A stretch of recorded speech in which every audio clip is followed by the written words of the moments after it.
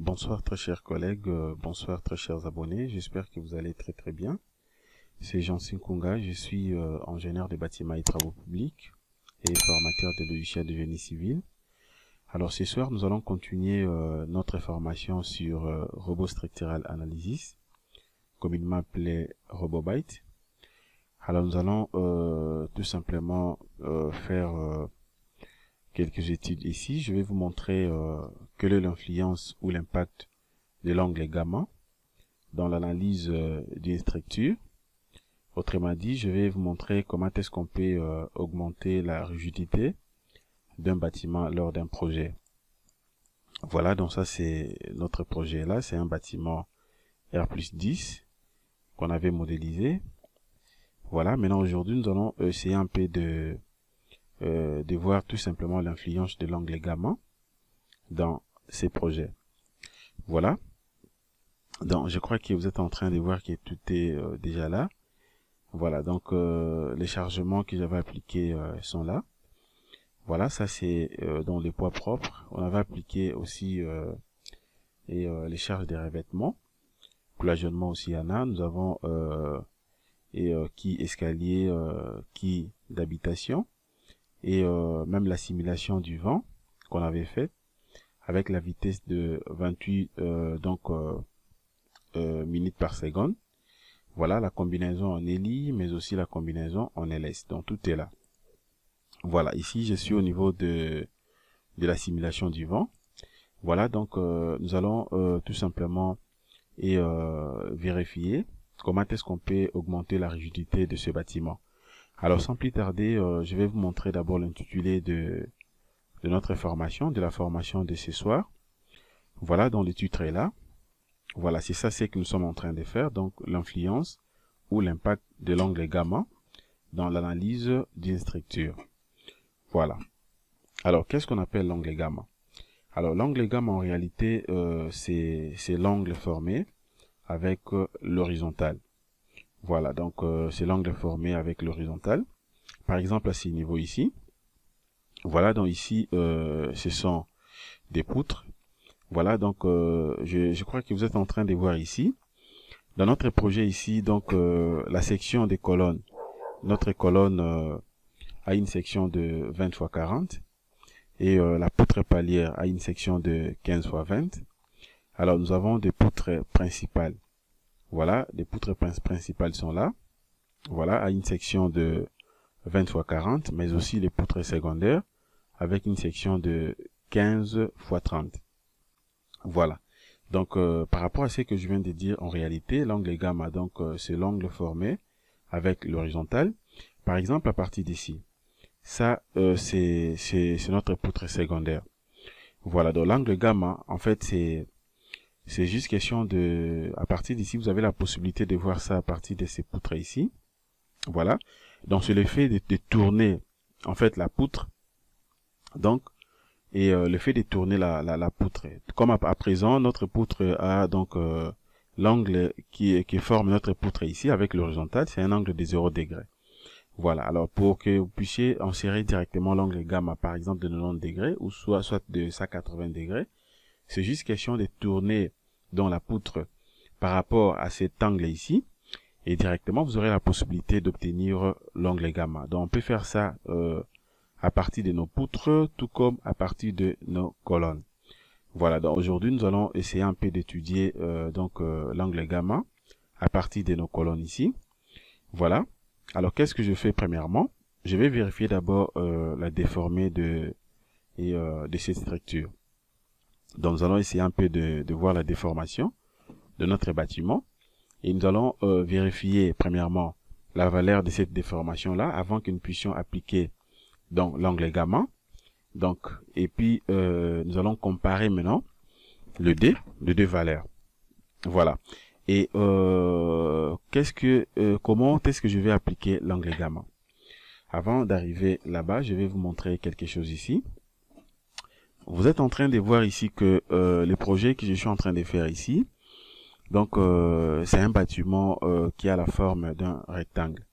Voilà, donc le projet, c'est un bâtiment qui a la forme d'un rectangle. La forme est rectangulaire.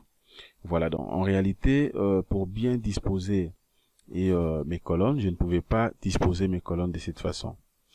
Voilà, de cette façon, je ne pouvais pas disposer ça comme ça. Pourquoi? Puisque, donc, quand le vent souffle, par exemple, dans cette direction, le vent souffle dans cette direction, le bâtiment a tendance de basculer de l'autre côté facilement. Voilà, donc, le bâtiment peut se déformer facilement de l'autre côté. Donc, alors, tandis que, pour essayer un peu d'augmenter la rigidité de ces bâtiments, voilà, autrement dit l'inertie de ces bâtiments, je devais en réalité roter, donc tourner les colonnes que vous êtes en train de voir ici. Je devais soit tourner les tout, ou je pouvais tout simplement tourner, par exemple, les colonnes de ces portiques. Voilà, donc premier portique, tout comme deuxième portique aussi, je pouvais même tourner les colonnes des premières portiques, deuxième portique et des troisième portiques. Donc, voire même ça aussi. Je peux laisser tout simplement les colonnes qui se trouvent à la partie intermédiaire. Voilà, donc c'est en fait ce que je vais essayer un peu de faire ici. Alors, maintenant, comment est-ce que je peux donc appliquer ça à partir de ce que nous sommes en train de faire? Je vais vérifier d'abord la déformation de ces projets. Je viens d'abord ici, je peux relancer toutefois les calculs, bien sûr que je l'avais déjà calculé. Je vais essayer un peu de relancer à nouveau. Voilà, je vais patienter un tout petit peu. Voilà. Donc là, je viens de calculer. Alors, je viens d'abord ici, je prends donc résultat. Je vais prendre, à partir d'ici, je prends diagramme. Voilà, donc je peux prendre tout comme diagramme à partir d'ici. Ou alors, je peux venir même ici, je prends directement diagramme bâtiment. Je clique. Voilà. Vous allez comprendre avec moi qu'à ce niveau ici, comme c'est un projet, donc c'est un bâtiment, et complet, donc j'ai pas pris diagramme barre ici, puisque le bâtiment que je viens de modéliser ici, donc j'ai utilisé les éléments apporteurs, qui a bien sûr des sections, ce sont des éléments en béton armé. Voilà, donc je descends directement ici, je prends donc diagramme bâtiment, je clique là-dessus. Voilà, à partir d'ici maintenant je peux vérifier directement la déformation. Alors je viens d'abord ici. Je n'ai pas encore appliqué, donc utiliser l'angle gamma. Donc à ce niveau ici, l'angle gamma est égal à 0. Voilà, puisque l'essence de mes colonnes, je n'ai pas modifié l'orientation de mes colonnes ici. Je laisse ça d'abord comme ça par défaut. Alors, et puis je viens ici, je vais prendre d'abord déformation ici. Alors à partir d'ici maintenant, qu'est-ce que je fais? Je peux d'abord cocher la déformation ici, et puis j'applique. Je vais appliquer pour voir d'abord ce que j'aurai à ce niveau. Voilà, j'applique, je vais patienter juste un tout petit peu. Voilà, voilà. Lorsque j'applique ici, observez, vous allez voir comment est-ce que donc le bâtiment va se déformer. Voilà, donc à ce niveau déjà, donc sous l'effet du vent, je vois déjà comment est-ce que les bâtiments se déforment. Voilà, ça c'était tout simplement pour vérifier d'abord donc la déformation du bâtiment. Voilà, alors qu'est-ce que je fais? Je vais d'abord annuler ça, je clique sur rien, et puis j'applique. Voilà, je vais patienter. Voilà, donc je ferme d'abord ça. Je vais rentrer d'abord ici, je viens maintenant, cette fois-ci je viens ici. Voilà, donc je prends toujours résultat. Je prends maintenant diagramme barre. Voilà. Et puis je prends donc déformer à partir d'ici.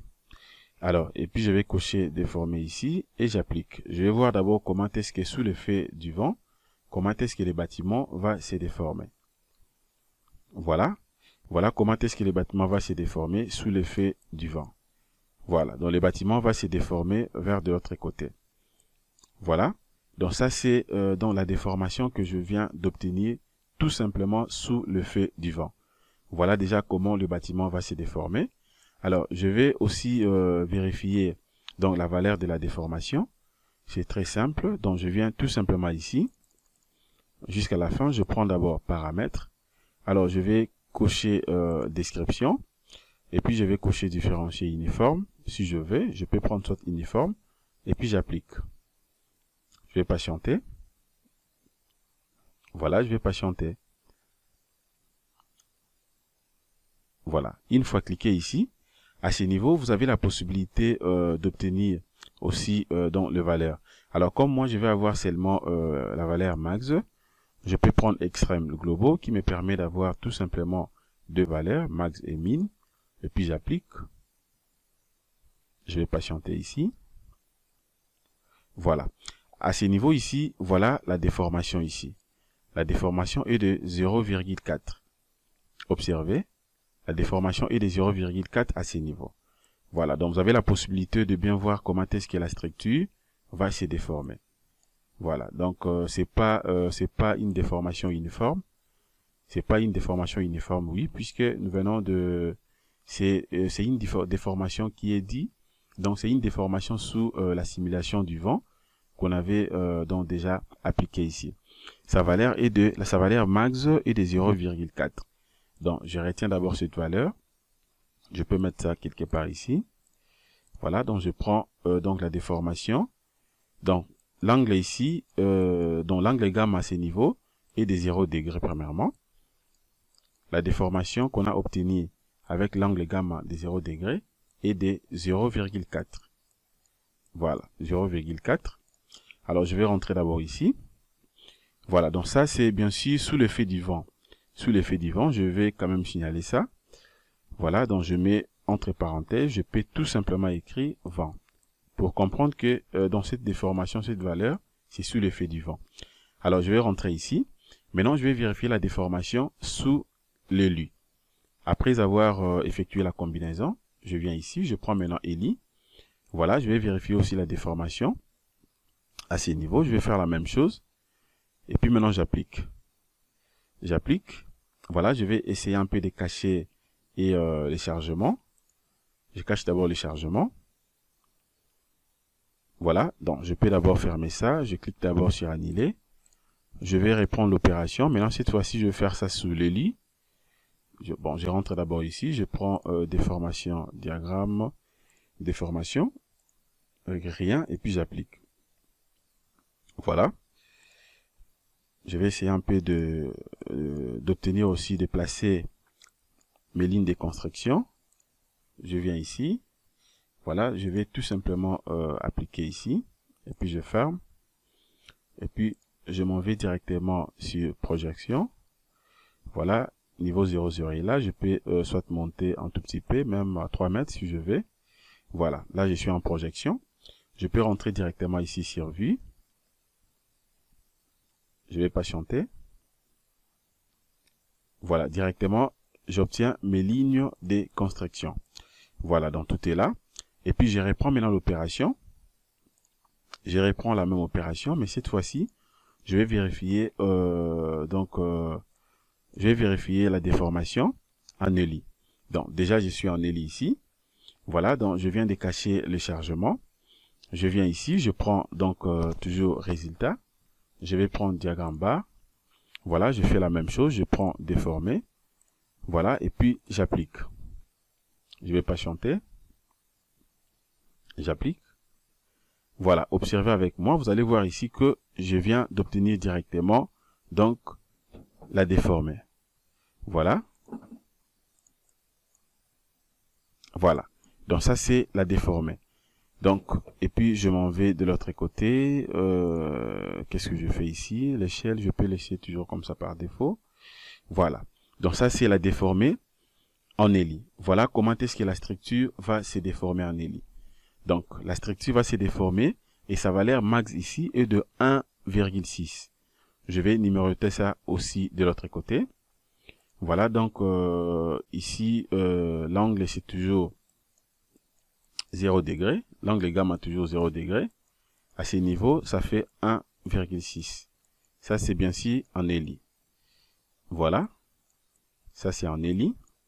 Voilà. Et vous allez comprendre avec moi qu'en ELI, vraiment, il y a quand même la déformation. On a obtenu, nous venons d'obtenir donc une grande valeur de la déformation par rapport et sous l'effet du vent. En ELI ici, ça nous fait 1,6. Donc, voilà. Voilà ce que je viens donc d'obtenir ici. Voilà. Alors maintenant, qu'est-ce que je vais faire à ce niveau ici? Je vais essayer un peu de vous montrer quelque chose. Comment est-ce qu'on peut augmenter donc la rigidité du bâtiment? En fait, le principe c'est quoi? Donc, nous sommes en train de, étant donné que Et les projets que nous sommes en train de faire dans notre bâtiment est rectangulaire. Alors, nous sommes censés maintenant donc désélectionner premièrement les poteaux dans toutes les colonnes, donc de manière à ce que nous puissions donc l'orienter et différemment, donc changer tout simplement son angle gamma, afin que nous puissions donc augmenter la rigidité de notre bâtiment. C'est ce que je vais faire. Et vous allez observer avec moi qu'on va comparer maintenant la valeur de la déformation qu'on a obtenue ici. Et donc en disposant nos colonnes comme ça, et lorsque nous allons appliquer l'angle gamma. Voilà. Alors qu'est-ce que j'ai fait maintenant à ces niveaux ici? Voilà. Donc je vais essayer un peu de changer l'orientation de mes colonnes ici pour augmenter directement la rigidité du bâtiment et voir si c'est donc la valeur de la déformation que nous venons de trouver ici de 1.6 va se diminuer. Voilà, donc c'est ce que je vais faire ici. Voilà. Alors qu'est-ce que je fais ici? Je vais premièrement sélectionner d'abord mes colonnes. Alors à ces niveaux ici, ça dépend de moi. Alors je peux soit d'abord sélectionner donc les portiques. Voilà, je peux faire ça comme ça. Je peux soit sélectionner les portiques comme ça. Donc je sélectionne le tout. Je peux sélectionner également de l'autre côté. Et après, je peux soit supprimer tout simplement je peux supprimer les poutres. Je laisse tout simplement les colonnes, puisque l'angle gamma que je vais insérer ici, c'est je vais insérer ça premièrement d'abord uniquement pour les colonnes. Voilà ce que je vais faire ici. Voilà, donc tout comme je peux utiliser tout simplement la sélection spéciale, mais je vais essayer d'abord de changer d'abord l'orientation des portiques tout simplement. Donc première portique, je suis là. Voilà, donc je clique, sélectionne d'abord première portique. Et puis qu'est-ce que je fais? Je vais sélectionner aussi et ces portiques.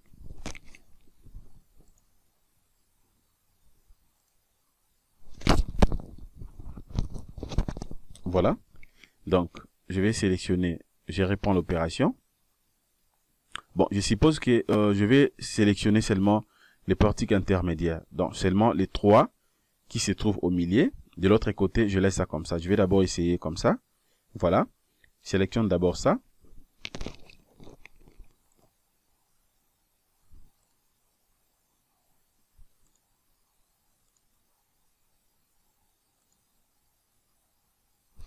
Voilà. Donc là, je viens de sélectionner le portique intermédiaire. Je vais changer l'orientation tout simplement des colonnes intermédiaires. Donc pour les 3 portiques. Voilà. Et à ce niveau ici, vous allez remarquer que j'ai sélectionné même les poutres, tandis que je ne vais pas modifier les poutres. Alors qu'est-ce que je fais maintenant? Je suis censé désélectionner les poutres. À partir d'ici, je peux directement prendre la sélection spéciale. Voilà. Et là, je peux prendre ça directement ici. Tout comme c'est possible de venir ici, prenez édition. Voilà, à partir de l'édition ici, vous allez, je prends par exemple édition. À partir d'ici, vous prenez sélection spéciale et puis par couleur. Voilà, donc c'est déjà là. Voilà, donc je clique tout simplement ici. Voilà, et puis qu'est-ce que je fais ici? Je clique d'abord ici et puis je viens ici. Alors, je vais désélectionner maintenant les poutres. Je vais laisser seulement les colonnes. Voilà, donc qu'est-ce que je fais ici? Mes poutres, où sont mes poutres ici? C'est ça, mes poutres. Voilà, donc je clique ici. Voilà comment je vais désélectionner les poutres. Où sont les poutres? Les poutres, c'est... je peux voir ça ici. Les poutres, c'est en quelle couleur? Bleu. Voilà, je clique d'abord là-bas. Je vais patienter un tout petit peu. Je cherche d'abord à désélectionner les poutres. Voilà. Voilà. Donc, je vais désélectionner les poutres principales. Je sélectionne d'abord les poutres principales ici. Et puis, je vais cliquer de l'autre côté. Voilà. Donc là, je viens de désélectionner les poutres principales. Mais je suis en train de remarquer que même les colonnes aussi sont désélectionnées. Bon, soit je peux faire ceci. Voilà, bon, je vais donc changer la direction en fait de toutes les colonnes. Voilà, donc je vais faire ça pour toutes les colonnes. Donc, je reprends l'opération rapidement ici. Je vais prendre d'abord édition pour essayer un peu de changer quelque chose au niveau de légende. Je vais patienter. Voilà, là c'est bon. Voilà, donc qu'est-ce que je fais maintenant ces niveaux? Je vais utiliser tout simplement la sélection spéciale. Donc je prends sélection spéciale ici. Voilà, à partir d'ici maintenant, qu'est-ce que je fais? Je vais patienter. Voilà, je vais sélectionner d'abord mes colonnes ici. Et puis je clique ici. Voilà, donc là je viens de sélectionner toutes les colonnes. Voilà, toutes les colonnes. Alors maintenant, je vais faire comment pour insérer directement, pour utiliser directement l'onglet gamma. À partir d'ici, maintenant, je viens ici. Je vais prendre directement structure. Je prends structure. Alors, je prends caractéristique. Et puis, je prends directement onglet gamma. Voilà, onglet gamma ici. Voilà, je vais patienter. Voilà. Alors, comme je vais changer donc les repères, donc disons l'orientation de mes colonnes, vous allez voir ici que donc mes directions aussi sont là. Alors, mes axes sont là plutôt. Qu'est-ce que je fais maintenant à ces niveaux? L'axe des X, c'est en blé, Y, c'est en vert, et puis Z, c'est en hauteur. Donc, je viens directement ici. Voilà, donc je vais ignorer la valeur de l'angle gamma des 0 degrés. Je prends un angle de 90 degrés. Voilà, pour que je puisse tourner dans toutes mes colonnes. Et puis, je viens appliquer directement. J'applique. Il y a une information qui apparaît. Cette opération peut modifier la base de données contenant les informations sur la structure. J'accepte oui. Voilà, je vais patienter. Voilà, donc là, je viens déjà de changer la direction. Voilà. Et puis, je peux cliquer ici. Je clique ici pour fermer. Je peux fermer aussi de l'autre côté. Je ferme. Voilà, à ce niveau, maintenant, vous avez la possibilité donc de vérifier. Je vais vérifier ici.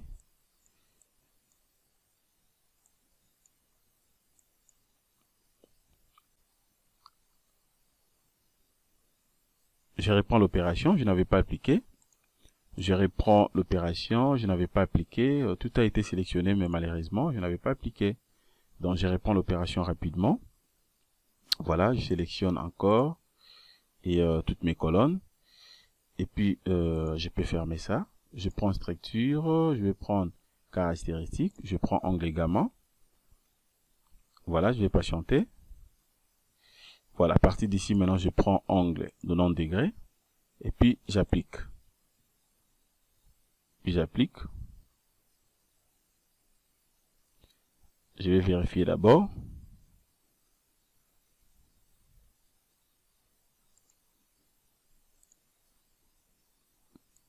Je vais vérifier de l'autre côté. Est-ce que je viens de changer ça?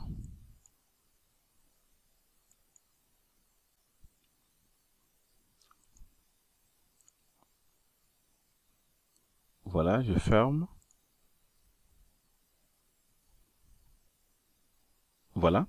Donc, je vérifie ça bien. Apparemment, il y a un petit problème ici. Donc, je prends ça. Commence d'abord par la sélection. Commence par la sélection et puis sélectionne des tout comme d'habitude. C'est bien sélectionné, je vérifie. Voilà, maintenant c'est bien sélectionné. Et puis je prends structure, je vais prendre donc et caractéristique et puis onglet gamma. Voilà. Maintenant ces niveaux ici, je prends l'angle 90 degrés comme d'habitude et j'applique.